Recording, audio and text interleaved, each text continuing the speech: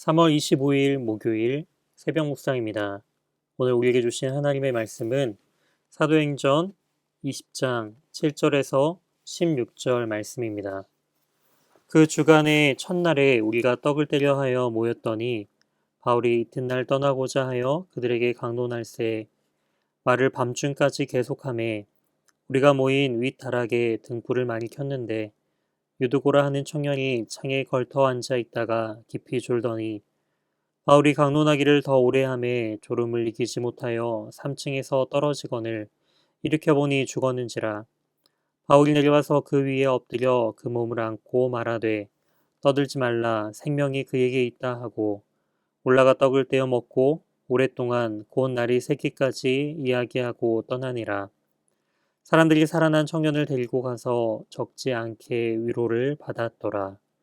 우리는 앞서 배를 타고 아소에서 바울을 태우려고 그리로 가니 이는 바울이 걸어서 가고자 하여 그렇게 정하여 준 것이라.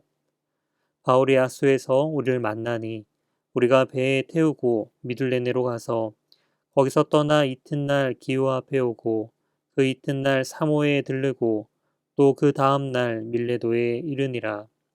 바울이 아시아에서 지체하지 않기 위하여 에베소를 지나 배 타고 가기로 작정하였으니 이는 될 수 있는 대로 오순절 안에 예루살렘에 이르려고 급히 가미러라.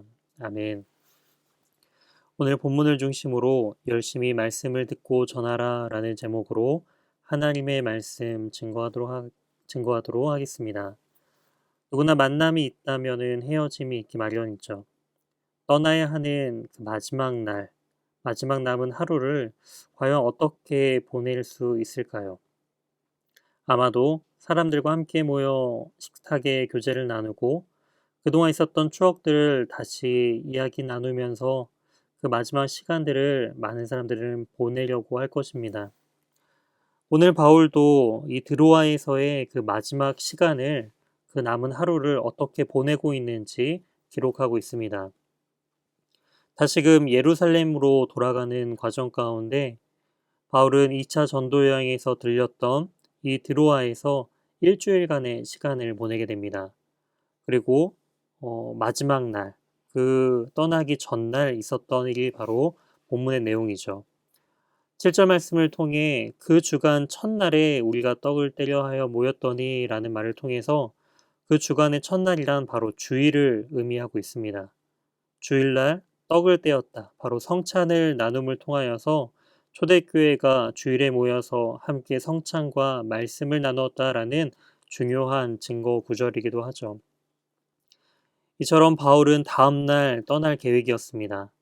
그 마지막 주일날 함께 그들은 모여서 바울은 밤 늦게까지 말씀의 교제를 나누고 있다라는 것을 알 수가 있습니다. 이처럼 늦은 시간까지 말씀 강해가 이어지자 이제 윗 다락방에서 불을 밝히기 위해 등불을 많이 켰다라고 기록하고 있죠. 그때 유두고라 하는 청년이 등장하고 있습니다. 이 청년은 말씀에 매우 열심히 있었던 청년인 것 같습니다.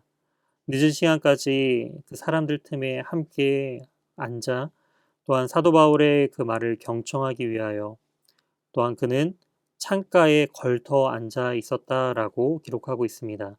아마도 많은 사람들이 모였을 것이고 또한 사도 바울의 말에 집중하기 위하여 창가 근처에서 걸터 앉아서 사도의 바울의 말에 집중하고 있었다라는 것이죠. 하지만 점점 졸음이 몰려오기 시작하였고 또한 사도 바울의 그 강론이 더 길어짐에 따라서 결국 졸음을 이기지 못하고 3층에서 떨어지는 그러한 안타까운 사건이 벌어지게 됩니다. 3층에서 떨어진 유도고라는 청년은 이렇게 안타깝게 떨어짐을 통하여서 죽음에 이르렀다라고 성경은 기록하고 있습니다. 바울은 말씀 증거를 중단하고 그 죽어있는 청년의 곁에 가서 그의 몸을 안고 아직 그에게 생명이 있다 말하면서 다시금 이 유두고를 살리는 놀라운 역사가 일어나는 것을 볼 수가 있습니다. 또한 함께 떡을 떼어 먹고 날이 새기까지 다시금 하나님의 말씀을 이어서 증거하는 바울의 모습을 볼 수가 있습니다. 바울은 이 드로아에서의 마지막 날을 하나님의 말씀을 증거하며 밤이 새도록 하나님의 그 말씀을 선포하고 있음을 알 수가 있습니다. 사람들과의 추억을 나누기보다는 또한 언제 돌아올지 모르는, 또 마지막이 될지도 모른다라는 그런 안타까움에 사도 바울은 가장 귀한, 그리고 그가 남기고 싶었던 그 하나님의 말씀을 밤이 새도록 전하였다라는 것이죠. 또한 그 드로아에서의 사람들은요, 12절 말씀처럼 살아난 청년을 데리고 가서 적지 않게 또한 커다란 위로를 받았다라고 기록하고 있습니다. 드로아 사람들은 안타까웠을 것입니다. 잠시 일주일밖에 이 사도 바울과 함께 있지 못하였지만, 그리고 사도 바울은 이제 곧 떠날 사람이지만, 사도 바울이 전하고 증거한 생명의 말씀, 그 복음과 예수 그리스도와 성령께서 그들과 함께 하심을 통하여서 그가 전했던 생명의 말씀이 또한 이 드로아 사람들에게 함께 있다라는 것을, 바로 이 유두고가 다시금 살아나는 것을 통하여서 큰 위로를 누리고 있었다라는 것이죠. 이처럼 우리에게도 필요한 이 위로, 사람에게 받을 그런 위로가 아닌 바로 주님의 말씀을 통하여 성령 하나님께서 그들과 함께 하시는 그 존재만으로 그들이 위로를 받았다라는 데에 우리도 어디서 우리는 위로를 받고 있는지를 되돌아볼 필요가 있습니다. 우리도 하나님의 말씀을 통하여서, 하나님의 은혜 가운데 거함을 통하여서 큰 위로를 누리며 또한 그 위로를 전하는 우리 모두가 되길 주님의 이름으로 소망합니다. 함께 기도하도록 하겠습니다. 하나님 감사합니다. 무엇보다도 가장 귀하고 또한 우리에게 참된 위로가 되시는 그 주님의 복음을 우리가 가진 자로서 하나님의 말씀을 묵상하고 또한 전함을 통하여서 우리가 사람에게 받을 수 없는, 또한 세상에서 누리고 받을 수 없는 그 커다란 하나님의 위로하심과 은혜를 또한 우리의 삶 가운데 누리게 인도하여 주시옵소서. 오늘의 삶 속에서도 하나님 우리에게 말씀하여 주시고 하나님의 그 크신 위로로 말미암아 또한 위로를 전하는 복된 인생들이 될 수 있도록 우리의 삶을 인도하여 주시옵소서. 우리의 모든 삶을 신실하게 인도하실 주님의 그 은혜에 감사드리오며 이 모든 말씀 살아계신 예수 그리스도의 이름으로 기도드립니다. 아멘.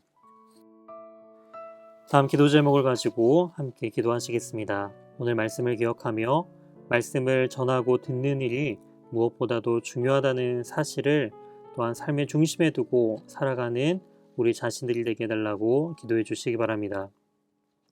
이어서 코로나19의 조속적인 종식과 교회와 모든 성도들의 안전을 위해 기도해 주시기 바랍니다. 또한 최종상 윤명희 선교사님의 사역과 가정 그리고 건강을 위해 기도해 주시기 바랍니다. 마지막으로 입원 요양 치료 중인 환우의 회복을 위해 기도할 때 오늘은 최종상 선교사님을 위해 기도해 주시기 바랍니다. 간 농약이 완전히 제거되고 혈소판 수치가 정상으로 빨리 되돌아올 수 있도록 함께 기도해 주시기 바랍니다. 다 같이 기도하시겠습니다.